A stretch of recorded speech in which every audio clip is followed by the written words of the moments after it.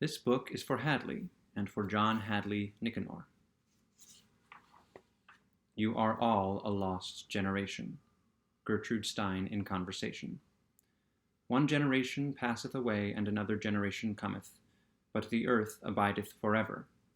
The sun also ariseth, and the sun goeth down, and hasteth to the place where he arose. The wind goeth toward the south, and turneth about unto the north. It whirleth about continually, and the wind returneth again according to his circuits. All the rivers run into the sea, yet the sea is not full. Unto the place from whence the rivers come, thither they return again. Ecclesiastes, Book 1, Chapter 1.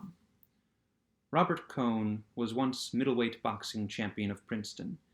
Do not think that I am very much impressed by that as a boxing title, but it meant a lot to Cohn.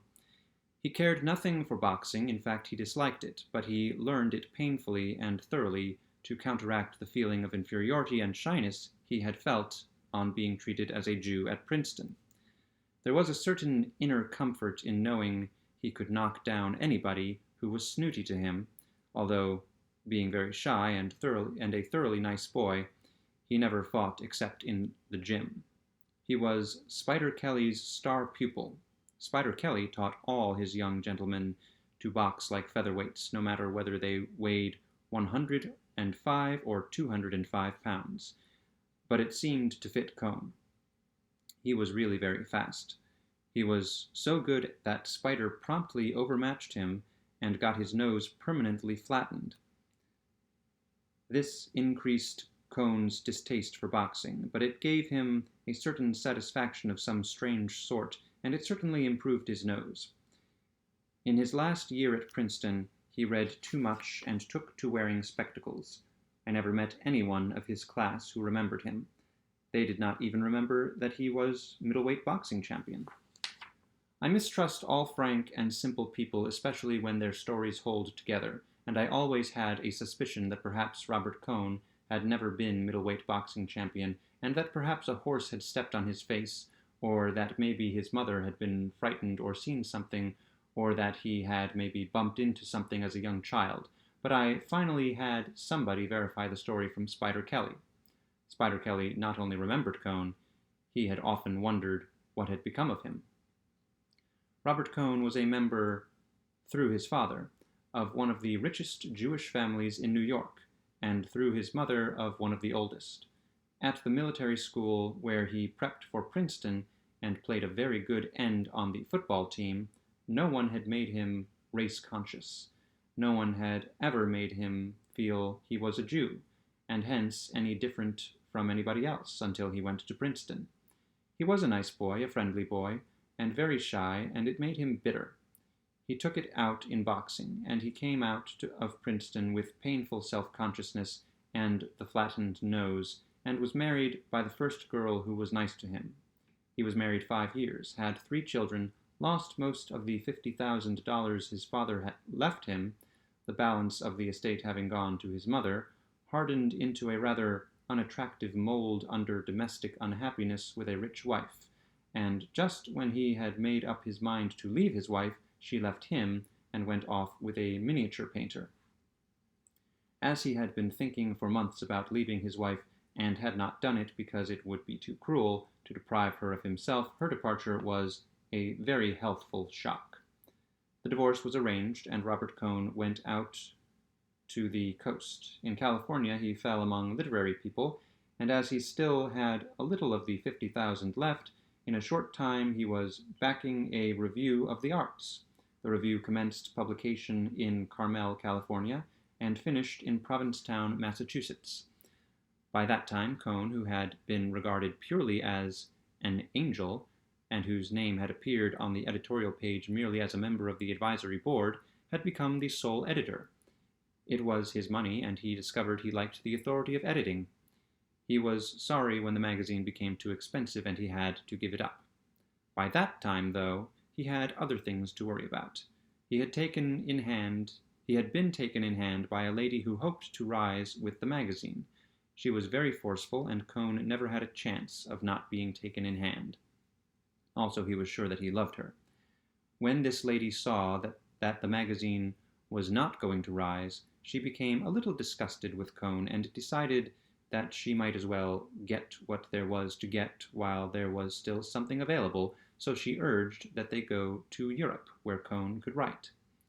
They came to Europe, where the lady had been educated, and stayed 3 years. During these 3 years, the first spent in travel, the last 2 in Paris, Robert Cohn had 2 friends, Braddock's and myself. Braddock's was his literary friend. I was his tennis friend. The lady who had him, her name was Frances, found toward the end of the 2nd year that her looks were going, and her attitude toward Robert changed from one of careless possession and exploitation to the absolute determination that he should marry her. During this time, Robert's mother had settled an allowance on him, about $300 a month. During 2 years and a half, I do not believe that Robert Cohn looked at another woman. He was fairly happy, except that, like many people living in Europe, he would rather have been in America, and he had discovered writing. He wrote a novel, and it was not really such a bad novel as the critics later called it, although it was a very poor novel. He read many books, played bridge, played tennis, and boxed at a local gymnasium. I first became aware of his lady's attitude toward him one night after the 3 of us had dined together. We had dined at Lavenue's, and afterward went to the Café de Versailles for coffee. We had several fines after the coffee, and I said I must be going. Cohn had been talking about the 2 of us going off somewhere on a weekend trip. He wanted to get out of town and get in a good walk. I suggested we fly to Strasbourg and walk up the Saint-Odile, or somewhere other than Alsace. I know a girl in Strasbourg who can show us the town, I said. Somebody kicked me under the table. I thought it was accidental and went on.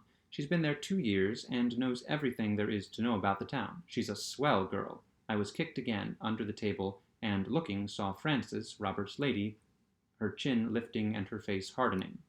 Hell, I said. Why go to Strasbourg? We could go up to Bruges or the Ardennes. Or to the Ardennes. Cohn looked relieved. I was not kicked again. I said good night and went out. Cohn said he wanted to buy a paper and would walk to the corner with me. For God's sake, he said, why did you say that about that girl in Strasbourg for? Didn't you see Frances? No, why should I?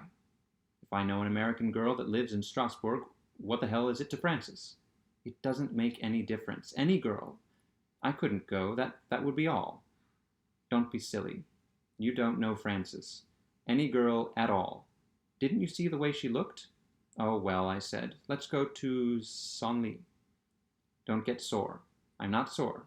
Senlis is a good place, and we can stay at the Grand Surf and take a hike in the woods and come home. Good. That will be fine. Well, I'll see you tomorrow at the course, I said. Good night, Jake, he said, and started back to the cafe. You forgot to get your paper, I said. That's so. He walked with me to the kiosk at the corner. You are not sore, are you, Jake? He turned with the paper in his hand. No, why should I be? See you at tennis, he said. I watched him walk back to the cafe holding his paper. I rather liked him, and evidently she led him quite a life.